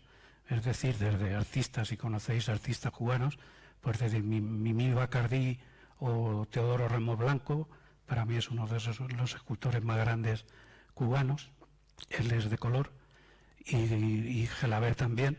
Incluso este Ramos Blanco se habla, o creo, que fue de los primeros que llevó el negrismo, o sea, el llevar el negro a la escultura, o sea, el hacer una escultura de un negro o de una negra, ¿no? Creo que el primero fue un tal José de Grof, que creo que procede de aquí de Segovia, que se fue también para allá, para Cuba. Pero allí en Cuba, este Teodoro Ramos Blanco, que es un gran escultor, fue el que llevó el negrismo a la belleza, ¿no? Y luego también de mujeres como Gima Madera, que si habéis estado en La Habana, es la autora del Cristo de La Habana, que por cierto, me ofrecieron la maqueta, que mide 1,20 en escayola, pero me dio miedo comprarla por aquello de que no había seguridad de la procedencia, porque hay que tener mucho cuidado, ¿no? En Cuba hay gente en la cárcel, hay muchos compradores de arte que lo han pasado mal porque muchas de ellas son robadas y hay que tener cuidado con ello. Un coleccionista importante de Viena tuvo problemas graves por eso, porque le ofrecieron las esculturas de Ramos Blanco, unos bronces, y habían sido robados del museo de Ramos Blanco, y esa que daban es que era del estudio de él. Entonces hay que tener, hay que tener cuidado. Bueno, el hecho de ser coleccionista, que no se ha comentado aquí, pero te da una posibilidad que para mí es muy importante y muy buena, y es que tienes acceso a galeristas, a amistad con galeristas, por supuesto a amistad con críticos de arte y amistad también sobre todo con artistas. Y yo he llegado a tener, y tengo tanta amistad con algunos de los artistas que me llaman todos los días. Hay artistas que me llaman todos los días, incluso para consultarte cosas, ya no por el hecho de venderte o no venderte, sino por el hecho para consultarte cosas y tal, y te tienen como un consejero. Y eso es muy gratificante, no sé, el tener estas amistades. Esta que estamos viendo ahora, por ejemplo, es una ciudad de Miquel Navarro. Este es uno de los que puedo decir que tengo una gran amistad con él. Es una ciudad de gran formato. Está compuesta por 28 columnas, como veis, que son edificios de la ciudad de Navarro. Esta exposición se hizo en Salamanca. Está hecha en Salamanca, en un sitio que era emblemático y precioso, ¿no? Lo hicimos con la iglesia, que nos lo pidieron. La iglesia está consagrada, pero se cerró para hacer la exposición esta. Y bueno, es la mayor que ha hecho en tamaño, ¿no? Miquel Navarro. Y por eso os digo del acceso a los artistas, de esa posibilidad. Luego ha hablado Jaime del tema de cómo compramos los coleccionistas. Yo creo, en mi caso puedo decir claramente, yo no lo hago por inversión, no lo hago pensando en la revalorización de una obra. Yo no lo pienso en eso, no pienso en eso. Yo pienso, pues me ilusiono, me apasiono, y eso sí, tengo una gran pasión. Desde el momento que ves una obra que te gusta y vas a por ella, ¿no? Lo haces por pasión. Y luego también un poquito, yo creo que somos románticos. El coleccionista es un poco romántico, porque de alguna forma estás adquiriendo unas cosas y unas obras que es puro romanticismo, porque al final te piensas y dices, ¿y para qué? Porque yo muchas de ellas, claro, de algunas de ellas sí disfruto, incluso hay alguna que todos los días le paso la mano, o sea, pasar por el estudio o tal, una de ellas que está aquí en una de las imágenes, le pasas la mano todos los días y la disfrutas. Pero el resto es un poco también por romanticismo. En el sentido de inversión, claro, quieras que no, aunque no queramos, lo que hacemos con una colección y la tenemos. Por ejemplo, yo, mi primera obra, la compré cuando era estudiante en Sevilla en el año 72, que por cierto no sé el autor, es una cerámica de una mujer en escorzo desnuda, y no sé el autor, ahora me gustaría, pero es difícil, lo he intentado y no lo he logrado. Entonces, quieras que no, se revaloriza, porque claro, si adquieres un Juan Muñoz en el año 92, por ejemplo, o no sé, o cualquiera de los que digas, y si han muerto, mayor motivo, ¿no? Y aunque no quieras, se revaloriza la obra. Pero yo creo que, en mi caso, ya os digo, yo no lo hago pensando en eso, no lo hago pensando en una inversión, si me voy a equivocar o no me voy a equivocar. Lo hago porque la obra me gusta y desde el momento que te gusta te apasionas por ella y ya, ¿no? Entonces ese era un tema de los que quería comentar, que era por eso del romanticismo y no por la inversión. Otra cosa que Jaime no ha comentado, yo creo que los coleccionistas tenemos una gran responsabilidad, pienso yo, porque tenemos un patrimonio.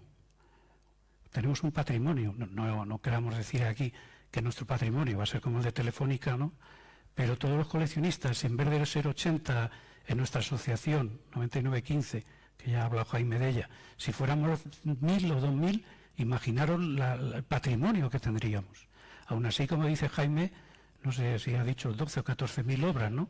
Entonces tenemos una gran responsabilidad sobre esas obras, de todas esas obras, igual que la tiene Telefónica o la tiene Santander. Nosotros, en nuestro pequeño formato, pienso que también tenemos una responsabilidad sobre ese patrimonio que no es solo nuestro. Bien, es verdad que, como ha dicho Jaime, nosotros colaboramos en muchas exposiciones y tan pronto nos piden algo, lo cedemos, por supuesto. Somos altruistas, no cobramos, solo tenemos unas pequeñas exigencias, como es lógico, de seguridad, seguros, transporte, etcétera, que es lo normal de cualquier persona que presta algo. Pero lo hacemos sin ningún tipo de compensación económica. Aquí, si, por ejemplo, esta exposición, que es al aire libre, es de gran formato, es que normalmente me llaman casi todos los años para colaborar con las Edades del Hombre. Esta en concreto fue en Aguilar de Campoo hace 2 años. Y ahora, por ejemplo, por aquello que decía Jaime de la cesión de obras, nuestra colección tenemos cedidas 10 obras de gran formato a las Edades del Hombre, que están este año en Plasencia. Si no habéis ido a verlo, merece la pena las Edades del Hombre, como el montaje que hacen de exposiciones, y va a estar hasta el 6 de diciembre. O sea que todavía está hasta el 6 de diciembre, porque lo han prorrogado por el éxito que está teniendo esta exposición, que por cierto este año se está haciendo en Plasencia, cuando Plasencia es de Extremadura. Ya ha habido sus problemas, porque ¿qué pasa? Que como han salido de la comunidad, pues ahora se han cabreado. Los políticos de la comunidad de Castilla y León se han cabreado porque se han llevado las Edades del Hombre a Plasencia. Y el problema es que para el año que viene, según yo tengo entendido, lo digo aquí, no sé si debo decirlo, porque me lo dijeron un poco en privado, pero incluso se la quieren llevar fuera de España. Me parece que no va a ser porque han tomado cartas en el asunto los políticos de Castilla y León, como ha entrado un nuevo gobierno, y parece ser que no la van a dejar irse de la región. Pero la idea era marcharse incluso fuera de España, en concreto a Portugal. Entonces, como os digo, colaboro, estas están en las Edades del Hombre este año, y colaboro con ellos, de una forma altruista totalmente. Luego,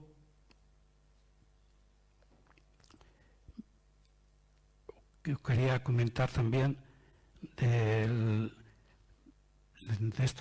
la cesión también, sí, de lo que es la cesión de obras. Como dice Jaime, también tenemos continuamente peticiones de obras para ceder en otras exposiciones, ¿no? Para completar o complementar. Por supuesto, todo ello se hace sin ningún tipo de compensación. Ahora, lo último que os decía, que no quiero hablar más del tema de coleccionismo y cómo pensamos, porque Jaime lo ha dicho todo, o sea, yo estoy de acuerdo totalmente con él. Solo era matizar esos dos conceptos de la pasión, un poco el romanticismo y luego la responsabilidad que tenemos sobre nuestros patrimonios, que son nuestros, pero también son un poco de la colectividad. La prueba es que cuando vemos una obra de la Fundación Santander o de la Caixa, digo esto porque te encuentras Picasso que si no es por ello no los podríamos ver en España, o sea, y te dan acceso a que puedas ver esas obras, ¿no? Porque son patrimonio de todos. Por último, quería solo comentaros, cambia ahora a la sexta. Os decía que ahora estoy comprando, o sea, estoy de alguna forma comprando.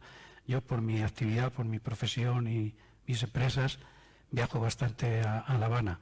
Y entonces ahora, como os he comentado, he ampliado por aquello de tocar también el tema de pintura. En concreto, todo esto es lo que he decidido comprar.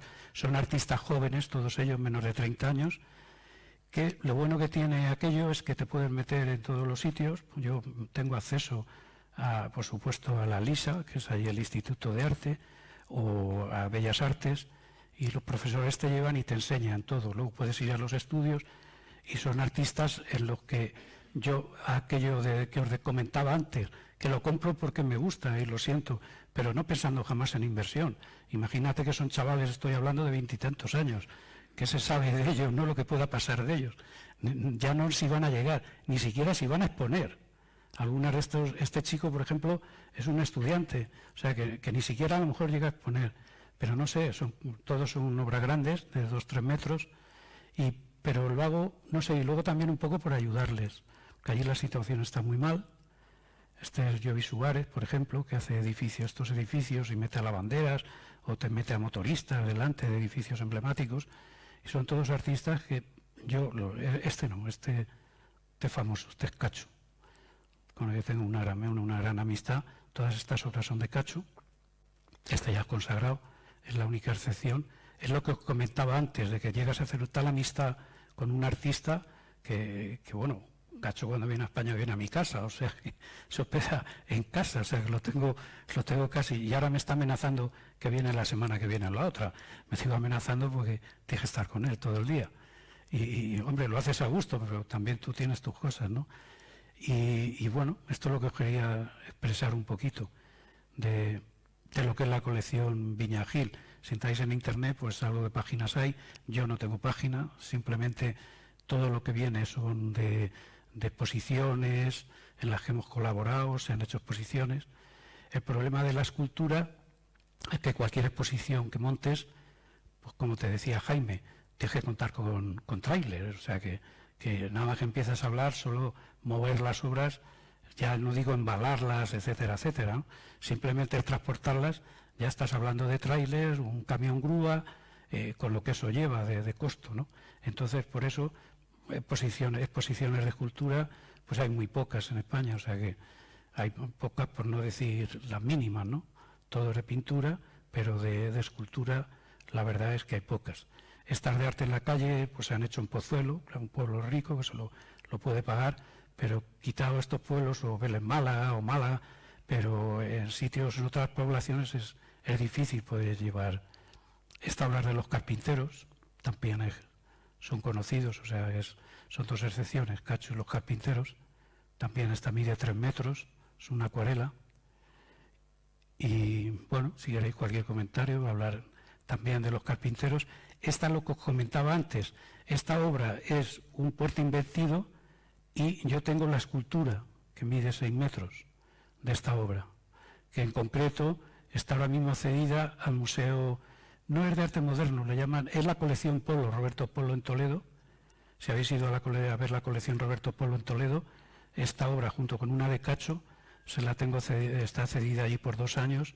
En el patio que han hecho está también artistas españoles como Arturo Bernet y alguno más, Miquel Navarro también.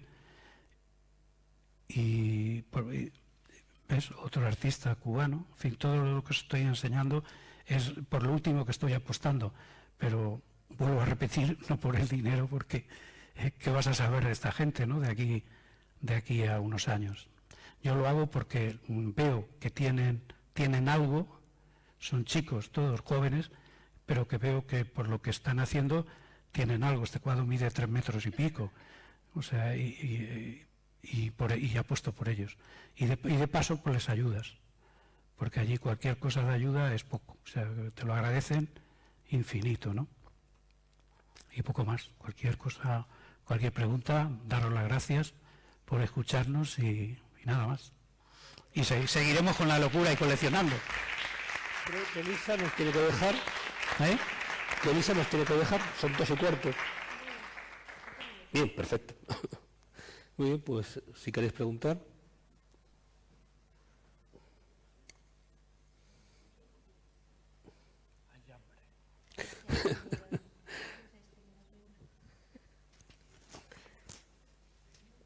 Silencio absoluto. Bueno, hay una cosa que creo que de alguna forma se ha preguntado en la mesa anterior. Perdón. No, solamente era a modo de curiosidad, porque había hablado de una parte muy importante que era del almacenaje, y en el caso de la escultura era, vamos, imagino que en todo el espacio que necesitaréis, pero en el caso de la escultura, ¿dónde están almacenadas normalmente o cómo gestionáis eso? Sí. Vas por mí, por lo de las esculturas. Del tema del almacenaje, sobre todo, el que más curiosidad me trae. Yo os he dicho que el coleccionar esculturas es una locura. Si encima tienes de gran formato, ya ni te cuento. No tengo una nave. Tengo 2 naves de 2.000 metros y están en las naves.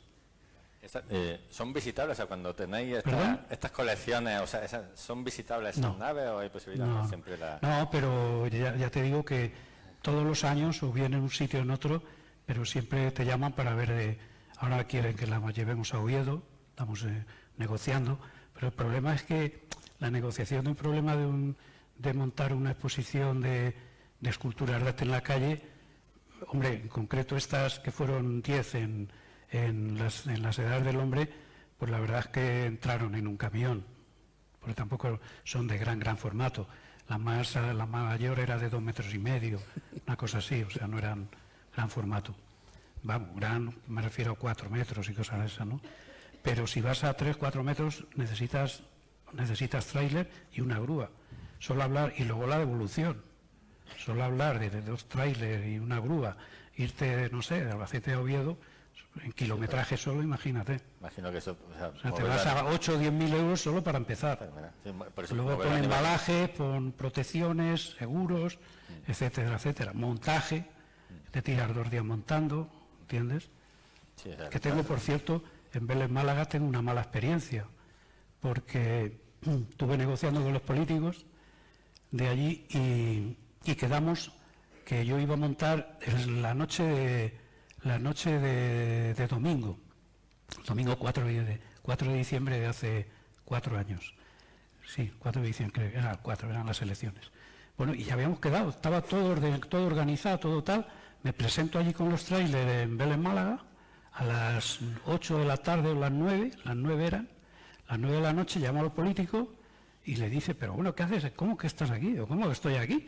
Pero si hace un mes que quedamos que el día tal, pero coño, hoy han sido las elecciones, no sé qué. Tenía el tío un cabre impresionante, resulta que era del PSOE y habían perdido las elecciones. Y entonces, bueno, te juro que le faltó así para coger los camiones y volverme. ¿Entiendes? O sea, fue increíble. Tío, con una esa que había perdido la selección, pero ¿a mí qué me cuentas? ¿Yo qué tengo que ver con esto? Toma, ¿y cómo? Coño, que quedamos hace un mes. Digo, hace un mes se sabía cuándo eran las elecciones, cuándo era todo y cuándo tal, y quedamos que tú esta noche estabais aquí para abrirnos, para guardarlas y empezar y a montar. Y yo me comprometí a montar de noche y todo. Bueno, salió todo mal. Bueno, fue una cosa, yo me tenía que haber vuelto ese día. Luego, para colmo, me dan los sitios donde hay que montar. Bueno, ya los tenía prefijados porque hacemos unas simulaciones, como es lógico, ¿no? Hacemos unas simulaciones antes con ordenador, yo voy, hago la foto, monto las esculturas, hacemos las simulaciones y tal. Y ya me lo habían aprobado todo, pues estuvimos montando toda la noche, acabamos a las 6 de la mañana, 6:30, y a las 8 me llaman urgente allá al hotel. ¿Qué pasa? Que tienes que ir, la obra que está montada ahí bajo la muralla, no sé dónde, que tienes que ir, que hay que quitarla. Digo, pero si está montada donde me dijiste. No, tienes que ir. Me presento allí, me coge el director de cine, estaban rodando una película. Y entonces, claro, yo la monté que me dijeron. Resulta que allí en la puerta ponía policía, no sé qué y tal, y no era la policía ni nada, era todo con un atrezo, todo un montaje, y yo la puse allí delante. Claro, el director me dice, no, hay que quitarla. Digo, pero bueno, ¿y a ti qué más te da? Digo, coño, porque la policía, por delante de la policía, hay una escultura de Manolo Paz, el gallego, ¿no? Y la pongo allí Y me dice, no, hay que quitarla. Y ya me dice el hombre, un chico joven, dice, no hombre, no, si yo por eso no te lo digo, si la cultura es fabulosa y nos vendría de maravilla. Dice, pero piensa que yo ayer estuve rodando ahí y no estaba. Dice, yo hoy tengo que seguir y a lo mejor estoy rodando escenas de hace 3 días o 5 que no estaba la cultura. ¿Cómo cuento yo que está montado eso ahí? Dice, si me hubieras avisado, a lo mejor hubiéramos venido y grabo el montaje, ¿no? Y hasta eso me ocurrió. Bueno, una cosa increíble. Por eso os digo que... Bueno, yo, me disculpáis, me tengo que ir con Rosina. Así que nada, un placer a todos. Gracias a todos. Hasta pronto.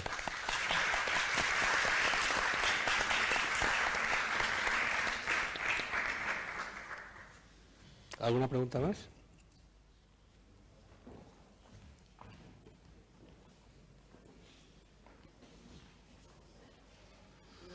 Bueno, pues Jaime, comentabas antes que para ser coleccionista no tienes ya que tener demasiadas, ¿no? A lo mejor Perdona, no te entiendo sí, muy bien. que para formar parte de la asociación de coleccionistas no tenías que tener una inmensidad de obra, ¿no? A lo mejor con unas docenas y tal puedes empezar.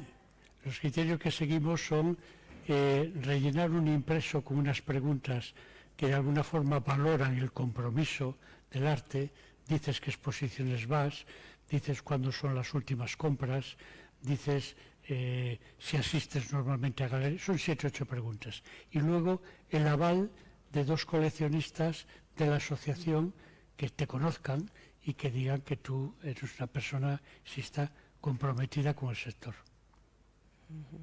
Vale, muchas gracias.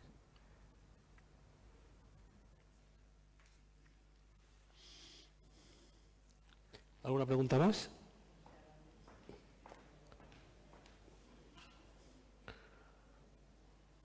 Bueno, entonces, si os parece, podemos dar por concluida la mesa y pueden pasar ya a elaborar las conclusiones, ¿no? Muy bien, muchas gracias a todos.